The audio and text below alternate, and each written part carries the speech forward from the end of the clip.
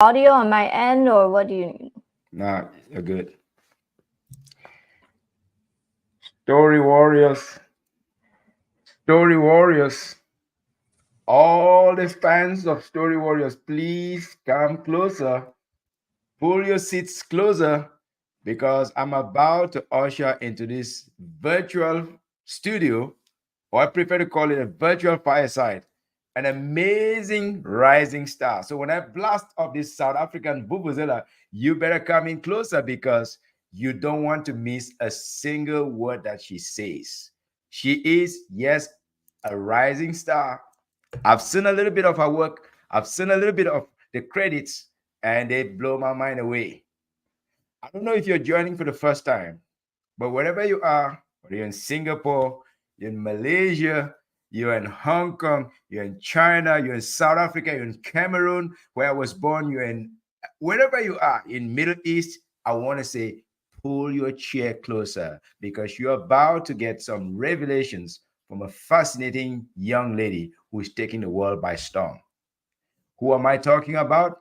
I'm talking about Miss Shanice Stanislaus. Hey, Shanice, welcome, Woohoo! welcome, welcome into the studio. Hello, everyone. Woo! I am so impressed. And if anybody's wondering, who is this guy with a weird name and a goofy accent? Well, hold it there for a second. My name is Gideon Fomukwai Fomukwai. It's a mouthful.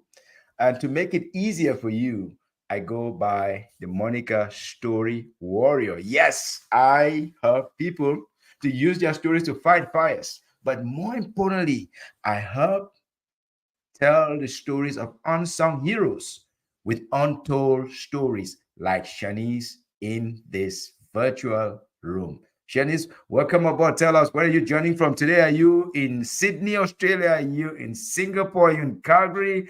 Where are you joining from? Hi, everyone. Thanks for having me in the studio. I am calling in from Singapore, warm, tropical Singapore. It's currently nice and bright and early here, but it is nighttime where you are, right, Gideon? Yes, it is about 9:30. Let me Yeah. see.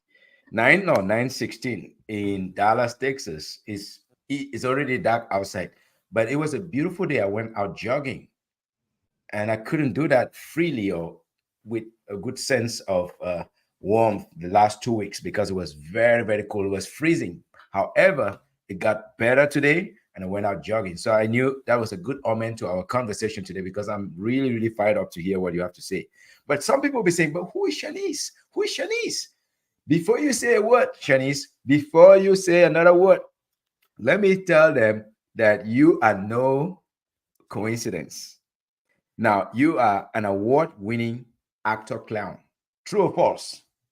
True. All right, there you Three, go. three Okay. cards, baby. Yes, you have won 3 Canadian awards.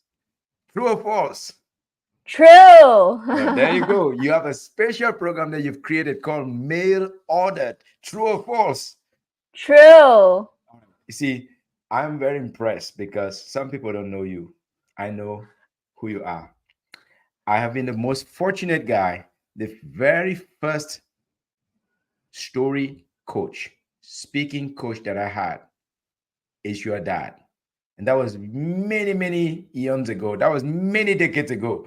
And I cannot help but remember the fact that back then, you and your brother Sean were very young at the time. And you literally sit very attentively listening to your dad coaching me on how to speak. And today, I'm a fan of yours.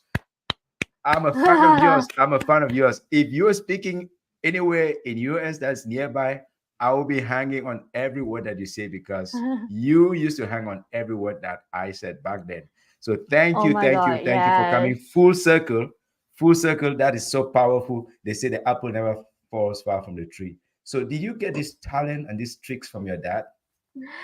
I mean, I don't want to like give him all the credit, but um Yeah, I mean, for people who don't know my father, he is a coach. He's also a humorist, and Mhm. he used to use a lot of humor to train people about Yes. sales, leadership, and all of that. So when I was a little girl, this is how I met Gideon. Was that he would come to my house Mhm. and practice his speeches, and I would just sit there and watch him. And that's all I remember. Like that was a memory we had together. But I guess in a way that performance skills, that Mhm. kind of learning how to be confident in front of like a camera or on Mm. in front of an audience is Mm. something like I guess subconsciously picked up. But It runs yeah, it runs in the family line, I can tell. Because Sean is also into performance, right? yeah, my older brother Sean is a DJ. There you He go. goes by the name of Gifted Fire, and he plays like electronic house music all around Mm. the world. So we're Mm. both like quite in the arts and quite in this realm of like expressing ourselves. I am so proud of you guys. I'm so proud. I'm a fan, and I told, said to your dad, who is continues to work very hard. Say, if I'm working anywhere in New York City, if I can run into Sean, I'll be so happy. And when I performed some comedy in Singapore in 2000, and I think about 2014, Sean came to my show. Your dad did not come to my show. Can you believe that? The man who coached me, Oh, I invite, well, to his, I mean, in his defense, he was going through some things, but Sean came to my show, and I don't think I was funny. you I know was I what? was okay. Yeah. I just want to say my dad never came to my shows quite early on as well. So you're not the only one who like it's hard to get my dad to be like an audience. Like he really needs to care like and be Yeah. very like there must be a reason, but he's not gonna just come and watch the show. Yep. Yep. Yep. And it doesn't mean anything wrong, because when he coached me, I went to represent Singapore in Indonesia. I came up, was top first record, first runner up or so. And Wow, that's yes, all amazing. that time when I invaded you guys' privacy, sat in your living room rehearsing dozens and dozens of times, I went and got a trophy. That was my first time competing at the Southeast Regional Championships, and I came home with a trophy thanks to your dad. But Wow. now, this, let's not make this about him. Let's make it about Yeah. you, because Yeah. you have a lot of work under your belt. When did you when did you start developing your talent as an actor and a clown? I've always been interested in like performing. I think it's something that I quite knew as a young child. Like if music played on the TV, I would like go and dance, and Mhm. I would always like put on these performances. But it was quite like late on that I really actually started like joining drama classes and all of that because my parents weren't really like encouraging me to be an Yes. actor. Actually, my mom Yes. preferred if I was not, and I think she still expresses that sometimes. But I think over the years, I kind of convinced my parents I really want to join the drama club. I just want to Mm. try it. I Mhm. joined the drama club and I just fell in love. I found my community with Wow. the drama kids. I was a Mhm. very Mhm. like odd kid. I was always like imagining stories in my head, always role Mhm. playing, and Mhm. I think the drama like classes and club were part Mhm. of me having a chance to express myself. And Mhm. then I joined it and I loved it so much. I went on to take it as a subject in school, Mhm. so like an O level subject, and then Yes. went on to take it as an A level subject. And then Wow. when I was in junior college, I think when I was like about 17, 18 years old, I got kind of scouted or found by Mhm. a very amazing man called Antonio Vargas. Mhm. He was like the choreographer from Mission Impossible 3, he's in Strictly Wow. Ballroom, the movie. He Wow. had moved to Singapore, he lives with his wife, and he has its own like flamenco dance theater company. And when I was Mm. 18, he kind Mhm. of picked me up and Mm. he said, "Come join my company, I'll train Mm. you." And Wow. that really was how my career started. I started performing with them, learning Wow. from them. I went to university and decided I want to like really learn Yes. how to be a better performer. So I went to Yes. Yale and US College, which is now Mhm. closing. What? Um, How dare them close it? Who is closing that? I gotta call them. Who is closing it? I the bet. Singapore government. Oh man. Okay, that one is too um, big. I can't challenge that. I'm yeah, just gonna yeah, yeah, fall off yeah. the. I thought it But was some individual. I was the first, very first batch of that school, and that school is Yeah. special because it's the very first liberal arts college in Asia, Wow. and so they really took in different kinds of students, and I was the art student that they took in, Mm-hmm. and they really like wanted to nurture my creativity and my Mm-hmm. skills. So they sent me to like an exchange program in NYU, New York, and that's Mm-hmm. where I took my first clown class, Wow. and I loved it. Like Fell in love with it. clown, Fell in love with clown. yeah, yeah. Wow. And I love clown. You know, it made me realize that I just wanted to make shows that make people Mhm. laugh and think. And Yes. this was like it came very naturally to me. Mm. And so I just went on this journey after that. I went to Paris. I went to a clown school there Mm-hmm. for 2 years with this teacher called Ah. Philippe Gaulier. And Mm-hmm. then I just started my career. I started going like full time in the arts. I started Mm-hmm. writing, creating shows, performing, Wow. and I still Wow. kind of am doing that. And I've been Mhm. doing this for like a decade, like 10 years. No kidding. So you Yeah. already have your 10,000 hours under your belt. I was thinking 5, 6 years. I didn't know it's 10 years. Yeah, You've I been started doing this when for I 10 was years. 18 years old. I am Wow. 29 now, almost 30 this Wow. year. Yeah, it's about Wow. more than a decade of doing this. Wow. Wow. Shanice, I'm very sure you go places. You've already gone places. Whatever is remaining, you continue to go because you've not only done this, you've performed it in various places. You've performed at The Hague. You performed in Australia, right? Have you performed No, in not Australia no, yet, but okay, Calgary, I will be Calgary, there. Calgary, Canada. Yeah. Yes. Yeah, I've performed mostly in North America. That is where most of my credits or my awards are from.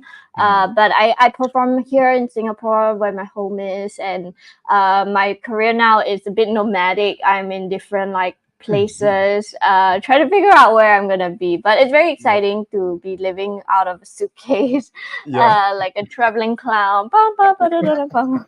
Yeah. Okay, at least you could say that, but you make some money for me. You know, there's some clowns that travel, pum pum pum, and they don't make a dime.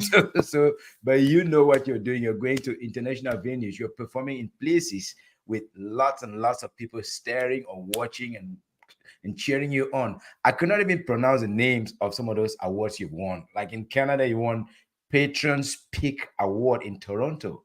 Tell me about that award.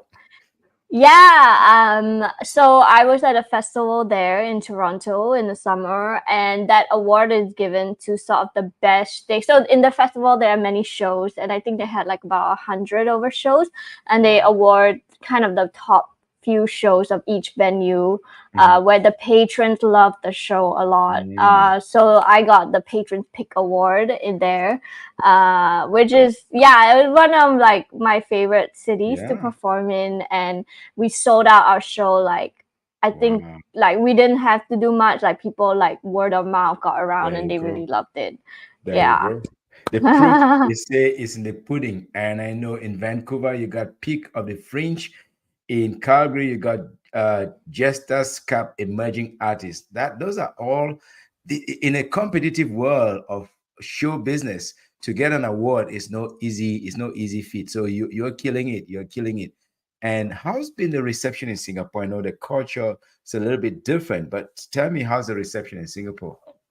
Yeah, I mean, I now work fully as a clown actor. I work in those fields, and I think coming back from a tour like Canada and winning awards, I Mhm. came back home, and I think the clown scene isn't very developed. There are very few of us, and there's Mhm. not very big community. So I kind of think the work I'm doing here is to kind of grow the culture of clown and share what it means to clown around and help people Mhm. learn how to play and laugh, and Mhm. that's what I'm mostly doing. I haven't really done a lot of big clown shows here the way I did in Canada. Mhm. So I think the culture is a bit different. They're a bit more have not been exposed yet to Yes. clown, and I think it takes Yes. years to build a community.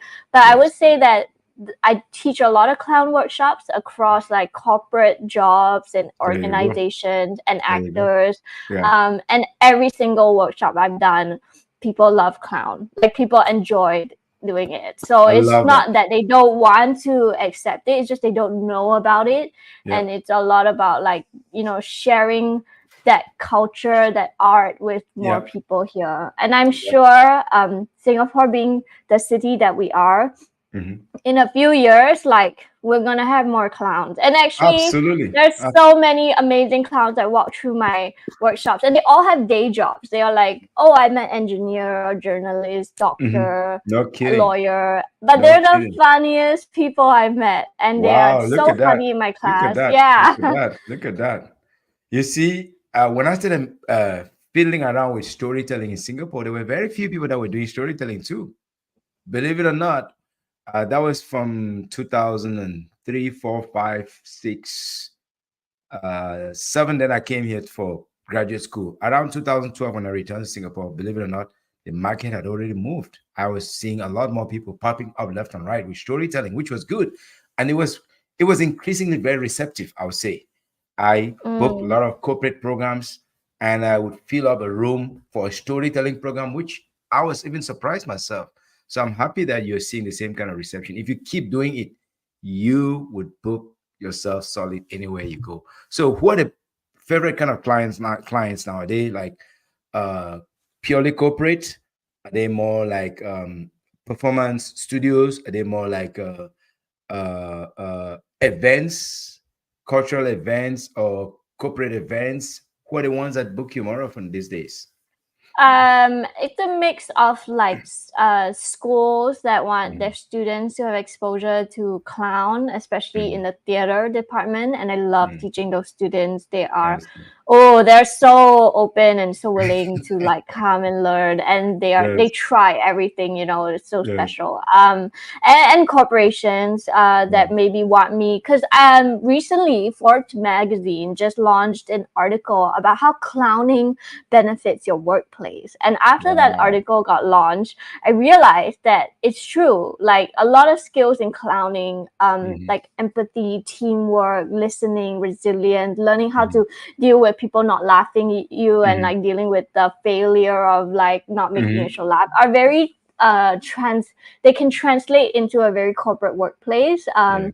And so yeah, I love training corporates. I love training like leaders. It's Mhm. funny to see your boss go and clown around, and it Yeah. just builds a spirit of like empathy Yep. and Yep. compassion Yep. in a world where we are constantly hustling, and Mm. just it's all about getting to the top. But like, Yep. I Yep. think the clown class just kind of sets everyone at the same level, and just kind of creates a space of like a Yep. safe space to make mistakes and fail, and laugh and play. And those Yeah. things are very important skills that I find Absolutely. myself teaching. Yep. Yep. Because they reduce the tensions in the workplace. More the modern workplace, as people are, some of them they are alienated. They're feeling lonely because they don't feel comfortable with the others. So when you bring that spirit of clowning, which is a form of storytelling, do you agree with me that clowning is a form of storytelling? Of course, There yeah. you go. You're sending a message. The only thing, there's nothing more subtle than somebody who laughs and jokes and transmits a powerful message. There is no better synonym. There's no better replacement for that, because they will get a message across and everyone will digest it without even realizing. You agree with me? Mm-hmm. Yes. Yeah. So you are providing corporate medicine, I would say. You're providing corporate medicine I like that corporate to medicine. yeah, Yeah. to people who are maybe a little bit too stoic. They're feeling too like too bossy, and they think that they're better than everyone else. No, you're just a common human. Get out of here. Get make yourself comfortable, because nobody's perfect. So what you're really teaching them is empathy, as you say. You're teaching them be relatable, be credible by being human. And if you're not credible, if you're not relatable, nobody cares. They think that you're made up, because they know a true human we have some foibles, we have some mistakes, we have some flaws. So by clowning, you're helping them to reveal their humanity. As Yeah, you wow, I see, should hire you as my marketing manager. no, I'm just being a goofy uncle Gideon as you know. But tell me, when you're booking shows, let's say uh internationally, do you have like a booking manager or do you book yourself? You know, I am completely like an independent Mm, producer. I don't have an agent. I don't have a manager, though I'm trying to mm, manifest one in my life, a good mm. one. Yeah. But I do everything. Like I'm very responsible for the show. So I Mhm, produce the show, and I mhm. hire a producer to work with me Oh, I see. to handle all of those things. We work together. Her name is It, Michelle. She's amazing. Do you it, know Michelle? I don't think I Michelle know her Lin. yet. Okay. Michelle Shout out Lee. to Michelle. Shout out to Yes. Michelle. Michelle, if you're the one as a Michelle. producer, go, go, go, because you guys will go places together. So if you're flying to Europe, the budget, they better include Michelle on the budget so that she will Yeah, you make sure that better. she set up the costumes and all of that, right? Yeah. Well, she handles all like with me like the whole process of what it takes to put a production together. Like who do we hire? Who do Mm-hmm. we hire to kind of get stuff going to manage the production? What kind of funding needs to happen? She handles all like the budgets and stuff, marketing, what needs to go out, and also just like making sure like the creative Mm-hmm. personnel in the room needs what they need. And so Mm. she's kind of like my other brain and someone that I really Wow. trust a lot. Wow. But I love being part of this process because I see everything from beginning to end. Mm-hmm. And at some point when I'm performing on stage, she's in charge, and I let her like make all the big decisions. But we've made those decisions together from the beginning. And so Wow. in a way, I independently produce everything. We kind of Mm-hmm. choose the festivals we want to go to. We Mm-hmm. choose who we hire. How do we want to Mm-hmm. promote the show? What kind Mm-hmm. of press do we do? And I love being the part of that because I have control over every single aspect, Yep. and Yep. it's a very much representation of who I am as an artist in terms of Exactly. like what I say, what my visuals look like. It's Mm-hmm. all Mm-hmm. made with my brain in it. Yeah. Yeah. So yeah. So I think when we go out and book stuff, of course, sometimes we're invited to Mm-hmm. come, or sometimes we apply for festivals that are happening, and we just bring the show there. But it really is quite a long process. Like before I do a big tour, Mm-hmm. I think I'm already preparing for it like about a year to 8 months in before, just to make sure Wow. like we Wow. got everything that we need to go on Mhm. tour and bring That's stuff. amazing. Do you use a lot of props? Because from what you're saying, it looks like you go with a boatload of props from one place to another. So if you're working 1 year ahead, you're thinking in terms of stage design, you're thinking in terms of lighting, you're thinking in terms of all of those things. So do you work with a lot of props, which I think you do? Yeah. Mail Ordered is a show that was created to be kind of a budget friendly show that could travel. So a lot of the props that we do all fit in a suitcase, Oh, other okay. than like one table and one chair. Okay. But yeah, there are a lot of little small props and stuff. But I don't have Yeah. huge set designs just because like when you're on the road, it adds extra To the cost to budget. like ship Absolutely. everything. Yeah. So Okay. it's kind of like created it knowing that I was going to travel with the show, and Yeah. it's quite portable. Yeah. So it's a minimalistic a perspective. You keep it simple because you carry in the bag, you carry and fly and drive and go to different places. So as you're preparing for the next performances, where are you going to be performing in the next couple of say weeks or months? Oh yeah, so I'm back in Singapore because I am performing at the Esplanade Theatre here, which is the national theatre, and we're doing a show about aging and women in Singapore. So Wow. currently in the middle of creating the show with the director, Mhm, who is amazing, and we are performing in April. So mhm, I'm on a little break right now from like workshop week, mhm, and mhm. now we're gonna go into like full stream in March where we're like rehearsing 6 times a week, like quite Okay. long days to kind of put the show together. How many um, actors work with you, say when you're on stage, or is it typically just you and one supporting actor, or what? For my own shows, I like to do mail order. Seems like a solo show, but a huge part of it is the audience interaction. It's a Oh. very interactive show, so it feels Mm. like there's just more than one actor, and that's all I can say for now because the show is Okay. very much hinged on surprises. Fair But enough. if Fair you enough. watch this show before, you know that it seems like a one-woman show until it's not. Okay. I'll have to come to you for some lessons because I've done a one-man show based on a historical African American character. And it was interactive, but I don't think it was as interactive as I wanted to be. And I wanted to take it to Smithsonian and a few other institutions. At the time when I did it, I was in Oregon. Oregon, it didn't have as much of a scene for, yes, it was receptive to that character, but I didn't take it as far away as possible. I think that where I currently live, here from Dallas to DC area, there's a lot, it's a bigger market that I can definitely use that. So at some point I would be coming to you Yeah. for advice on how to I inject a lot more interactivity into it. A lot of it was is me carrying it forward with dialogue and talking to different characters who he interacted with, but I want to involve the audience more. So that would be something that definitely would be helpful. Now, mail audit. Tell us about that. What is the focus of it? What's the message? Who's the audience for mail audit?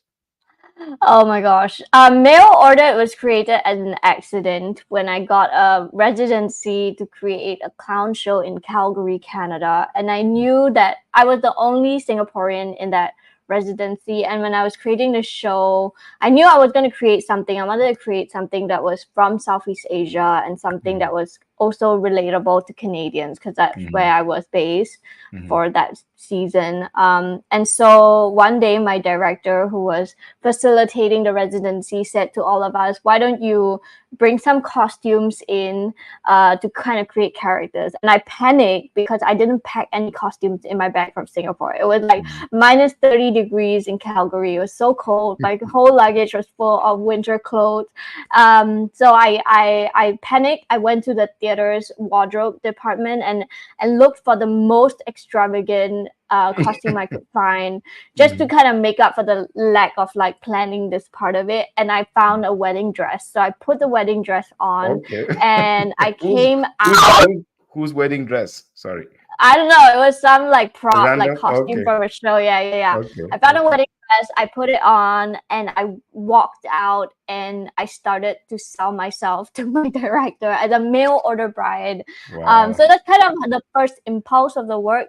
But I had been working in Cambodia for many years with different kinds of communities, and some of those communities included kids and children and women who were at risk of being trafficked or safe from being trafficked. It's like Mm, huge human trafficking problem there.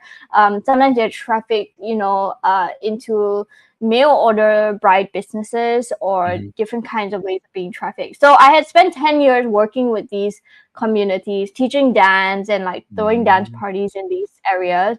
But mhm, I think I never really like talked about the stories I heard mhm, until in that moment when I put on that mhm, wedding dress. I think all the stories just sort of came out of me. mhm, And I realized that there was something to say about this business and how like North America is a huge part of buying these girls and buying mhm.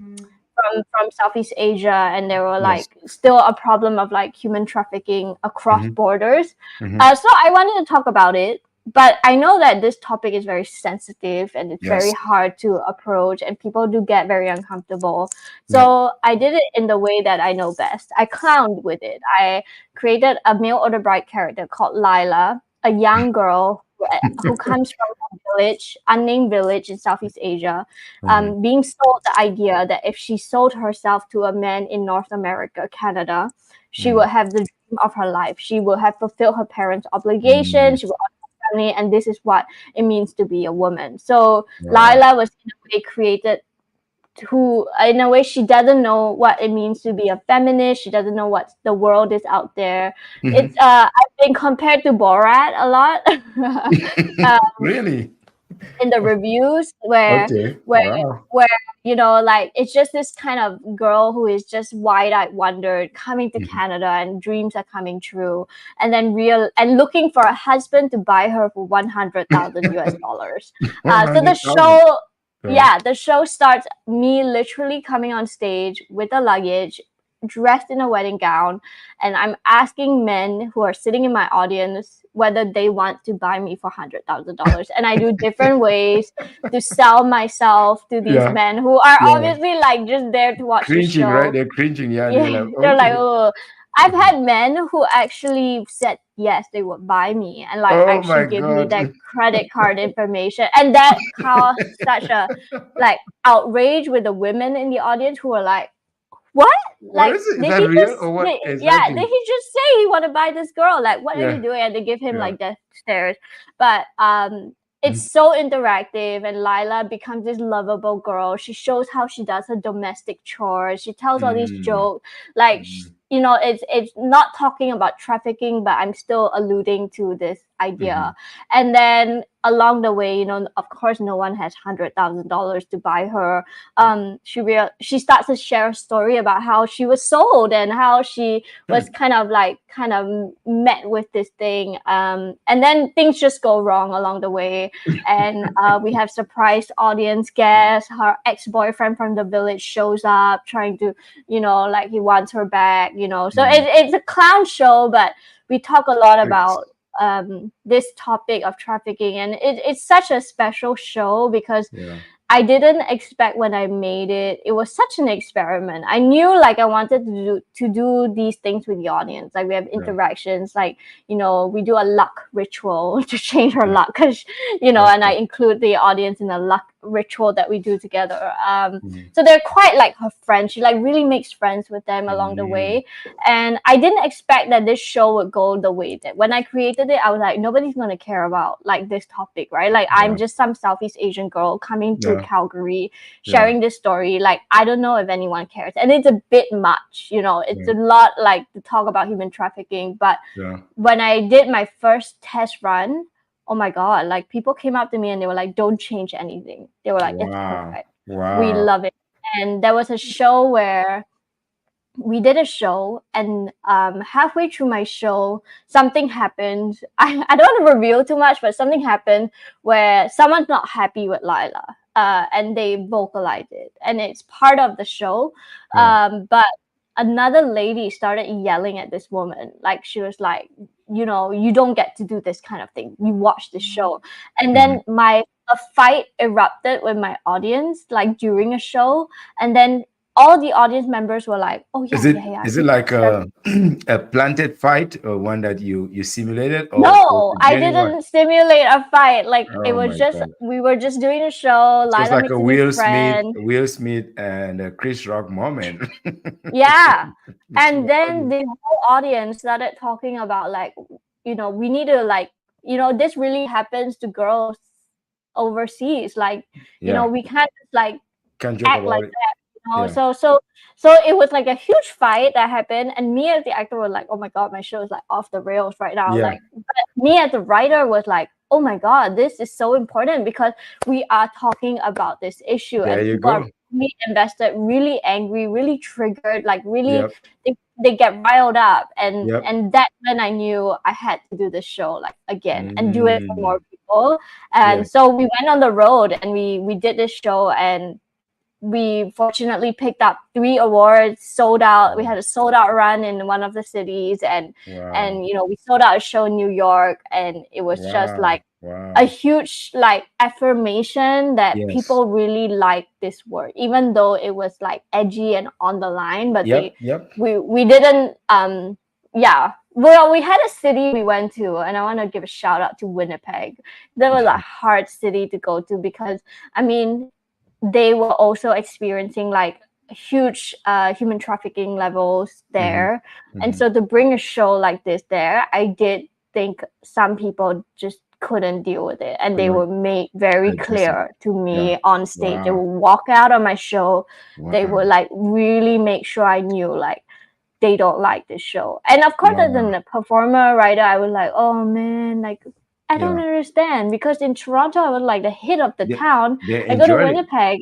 Yeah. Yeah, I go to Winnipeg. I mean, people still like 80% of people Still like like it. really love the show, but 20% that didn't Resented. like it, they Yeah. made sure I knew like Wow. we don't like you and we don't like your work. And that really got me like in this place of, oh my Of God, like, course. Yeah. It can hurt you anybody. know, It can hurt but anybody. then I thought, like, I mean, talking to Michelle, my amazing producer, Mhm. she was like, yeah, but don't you think that's the point, right? Like, if they get so triggered and so riled up, you still kind of did your job Yeah. instead of them like bored and sitting there. Like, they were so triggered, so riled up that they walked out of your show and Yep. slammed the door or wrote a really scathing like review Yeah. online. That's Yeah. what you did to them. Like, they had to go on their computer, turn Yeah. it on and be like, and I was like, that's true. I did that. And so I think that's part of being an artist. Like, you just make stuff out there and learn to Yep. deal with like how they receive it, and then just keep making work that you Make want more. to say. Make Yeah. more. But I like the fact that the those that loved it. Those that didn't like it didn't like it, because that separates. It helps you to segment the audience, and you could even use that in your marketing. You know who are your true fans, and Yeah. that will also allow you to better position. I don't know if you do merchandise and all of that, but I'm interested in knowing. So you book yourself and you get to go to all these places. What are some of the challenges that you face as more like a solo, a one man show? Do you get to travel with Michelle I have a often? team. Okay. Michelle traveled with me to my first festival in Vancouver, Mhm. and then she kind of like was remotely producing for us and still looking Oh, after us like a mama I see. bear. Okay. But I have a whole team. I have a production manager who's Canadian. I have Mhm. three other people who are cast creative team on the road with me. My Mhm. director is Canadian as well, so Mhm. sometimes he joins in. And I have my music team. They're from Singapore. They're amazing.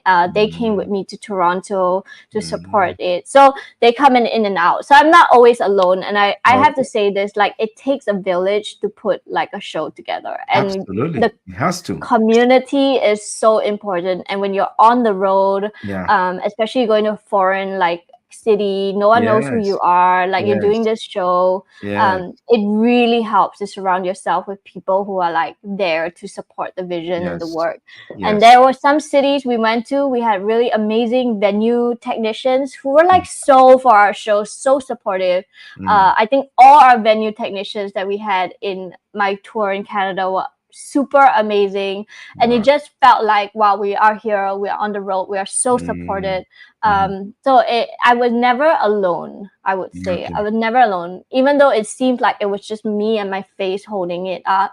But there Yeah. were many people that were my Working. I mean, cast, working behind the um, scenes. yeah, my production manager and all of that, my Mm. director, yeah. Very interesting. I like the fact that you've also milked the element of teaching workshops, because there's money in training. It's a lot of money. I know Singapore government puts a lot of money in training. So Yeah. right. So tell me about doing programs that are sponsored maybe by government corporations or any other corporations. Is that a very worthy market that um, people who are working gigs, people in the gig economy, like you, like me, they can exploit that market?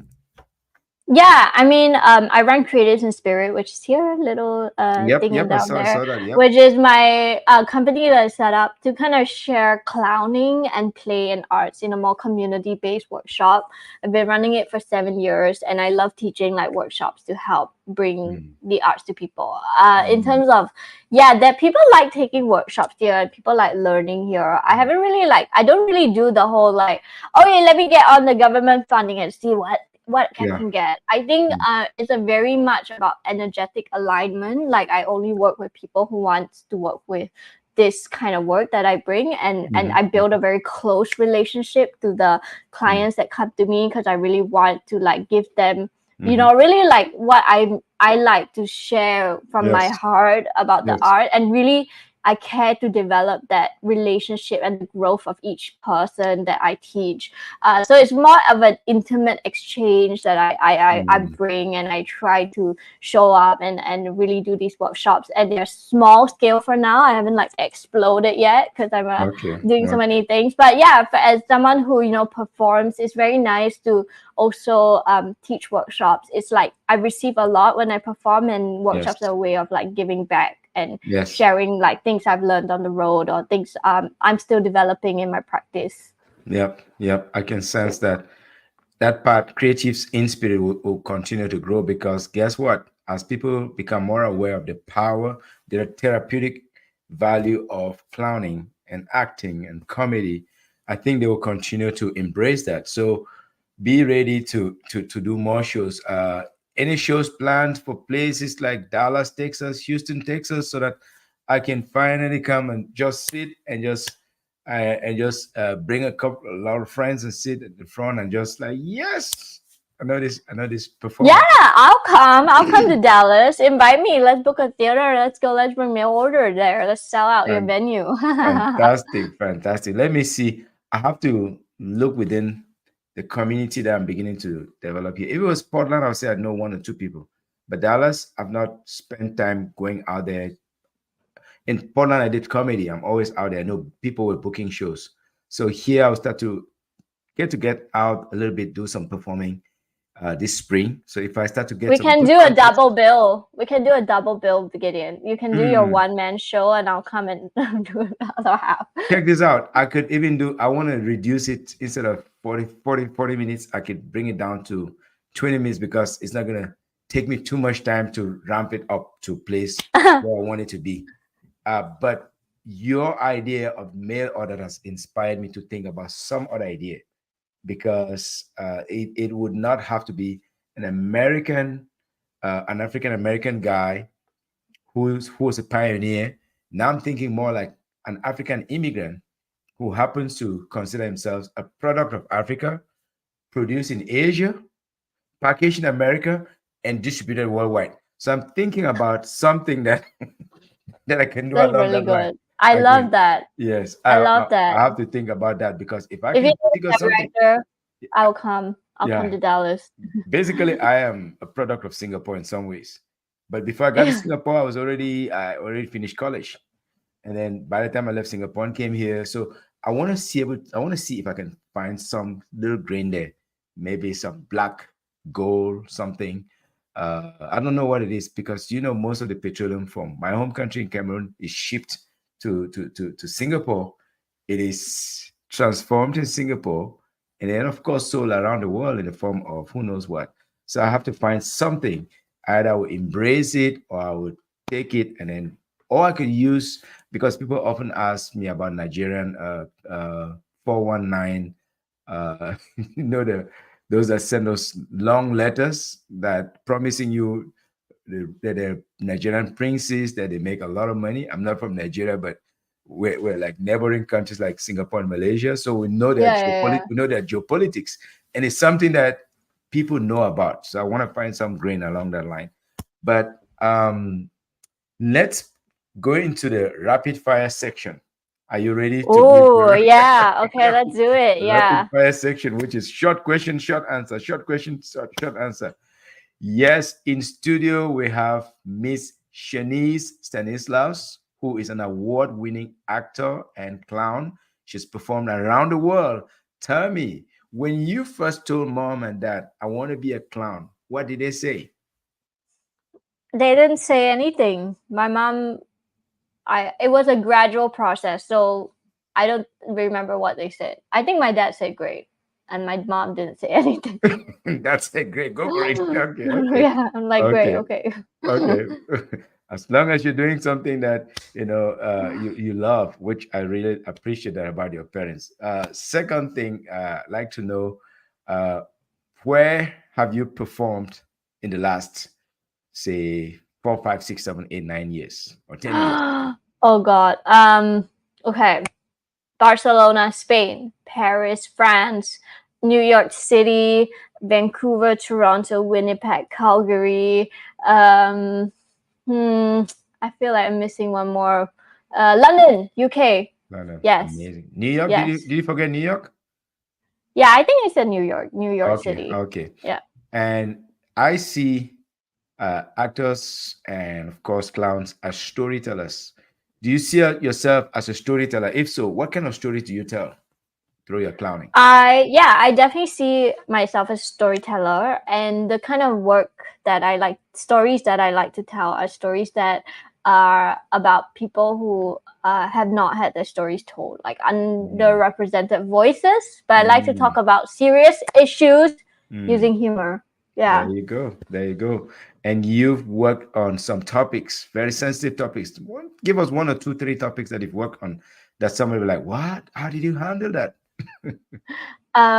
Human trafficking, mail ordered, and then I worked on uh what it's like to grieve and die as a Mm. terminally ill patient in Ouch. dealing with chronic illness. Ouch. And I've worked on, yeah, just like stories of aging and what Mhm. the aging process is. Mhm. Yeah, Hmm. mostly those things. Wow. You incorporate dance into your routines. What kind of dancing are you fond of? Oh, I love hip hop, street jazz, Mm. freestyle. I've been very into those kind of style. Reggaeton. I spent 2 years in Paris learning reggaeton dance. Mhm. And I was a flamenco dancer. So all those things were like meshed into like my style of movement. Wow. What are some of the challenges of being young, up and coming, but also very independent minded young lady who is into showbiz, working sometimes thousands of miles away from home?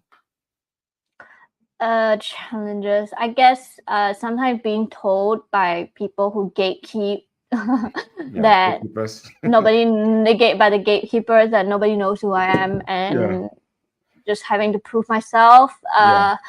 and also trying to find my voice and a voice that Mm. I feel comfortable putting out there, Yes, and trying to be okay with being rejected and being yes. told like we are not ready for you or we Mhm. don't want your work. I Mm. think that's what I currently am Yes. figuring Uh, out. that notwithstanding, you've done incredible work all over the world. What's your favorite city to perform in? Toronto, Canada. It was one of my best cities. The cities I received the most reviews, and Mm. people like really, I think they really got me and my There's a work. very cosmopolitan city, right? Yeah. Yeah, and Yeah. it's amazing art scene there. Okay. I didn't know that, but I know that it's very cosmopolitan, and I've worked there a few times, done presentations there. Tell us, how do you make money as a working artist who is always out there? Maybe there's some other young, rising clowns, actors who wonder, can I really make a living in this world when I'm not supported by a huge, humongous company? How do you make money? Give us one, two, three ways that you make money. Okay, I perform on stage. I also One, perform on commercials, TV, and film. two. Yes, I produce my own work or produce other people's works. And I'll give you an Three. extra one. I teach workshops. So I That's even all of that four. combined, yeah. That's a bonus. Okay, you gave us Yeah. four. That's very powerful. So there's so much work to be done for those that want to do this kind of work. Um, Tell us, how is the scene? How is the clown and acting scene growing in Singapore and Southeast Asia, like Malaysia, Singapore, Indonesia? These are places that there's plenty of talent, but we don't know if people are investing in that area. Yeah, I would say now is I can see that the government here, I mean they've always supported the arts, but they're really kind of moving towards trying to build Singapore as an art city. That's the new arts Mm. plan, and they're really investing in new and emerging talent. It's an exciting time to be here, especially having been a decade of performing here and Mhm. seeing these little changes and people just taking risk on new stuff. I Yes. do think that we still have a lot more to go because culturally we don't have a strong arts culture like New York Mm. or London where going to the theater or going to watch a show Wow. is part of our culture. Yeah, so Yes. we're still growing that, and I love my colleagues in the arts, we really work very hard to push the scene here. There you go. So we're small market, but we are trying our best, and that is enough. I think the market is small, but it's unlimited. Look at comedy has exploded. You know, comedy has exploded in Singapore. We agree with me. It never used to Yeah. be. It never used to be. Yes. So that's good. So I would also say that maybe if you can find a way to combine clown comedy with Makan, because Singapore will like Makan a lot. Yeah. If you can Yeah. combine those Yeah. things, because there's a culture, there's a deep, rich culture for people going out for Makan, but not so much to go out and sit and watch. What can you do to combine those two so that people can just eat and chill and at the same time enjoy a live show? Is there Yeah. something you can do in that area as a I creative? think I should You have hire creative you in as spirit? my my Nah, marketing manager. Look at no, that. no, You're no. hired, Gideon. Oh, thank you, thank you. Okay, I'm gonna send a paycheck. Okay, no paycheck. If I can give any idea that it's worthwhile, but let's say maybe we can end with this three ways you know that comedy, clowning, and acting, and storytelling can improve life in the workplace. Hmm. It creates more empathy for people. Empathy, yes, It allows you to learn how to deal with your own failures and your own low moments and true, share that quite openly. yes. And it builds resilience. Oh, build resilience. And I will add builds trust too, because when I see that you're comfortable with your foibles, with your flaws, I also have permission to be comfortable with mine. And then together we lower the barriers of transaction instead of always thinking like, I'm better, I'm better. No. Yeah, we're better, but we also have some flaws. Absolute pleasure learning from you, talking with you, Shanice. We could go on forever, but I know you have other more Ah, important things to do, and I want to respect that. Thank you, thank you, thank you so much. thank you for Forever having grateful me. for this interview, for this conversation, because I know some of my story warriors I have benefited, and I'm trusting that they would benefit from this in the course of developing their own careers. It's been a fun moment. My name again is Gideon Fumukwai, the story warrior, and I've been so fortunate to be in the great contact and presence of Miss Shanice Stanislaus, an award-winning performer. Thank you, Shanice. Thank you. Bye. Bye. Let me end.